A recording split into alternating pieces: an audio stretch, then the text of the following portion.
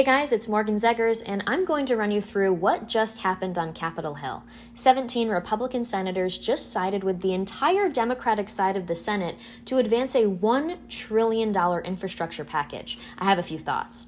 Now, if you remember back in March, the Democrats put out a $2.6 trillion infrastructure proposal. At the time, right off the bat, if you were like me, you were probably wondering, wait, how does infrastructure cost $2.6 trillion? It doesn't. Or at least it did at the time thanks to the left's new definition of infrastructure. A classic leftist tactic throughout history is to manipulate language and even change specific word definitions like infrastructure. They said childcare was infrastructure, education was infrastructure, and so on. So what the heck was actually in this infrastructure bill? Well, of course there was funding for traditional infrastructure like roads, bridges, transportation safety, broadband, and major projects. But it also included funding for childcare, housing and education, manufacturing, and research and development. So now that you understand this guise of calling every leftist policy goal infrastructure, it becomes pretty clear how much of an attempt at a power grab this was.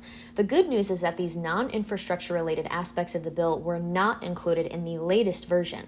The bad news is that the left's initial attempt to sneak their policy goals into an infrastructure bill didn't work, so now they're trying to sneak their radical policy proposals into a $3.5 trillion budget proposal.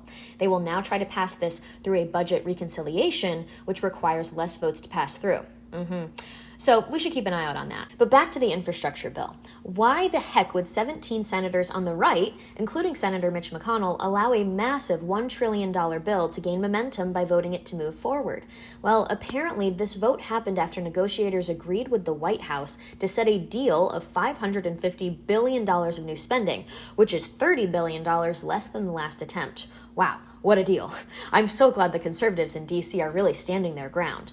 The final vote on this bill will happen in a week or two, and that's when we will really be able to see which so-called conservatives will get on their knees for the radical left. President Trump has made his position very clear on this bill. He said that there will be primaries for any Republican that bends the knee to the power-hungry left.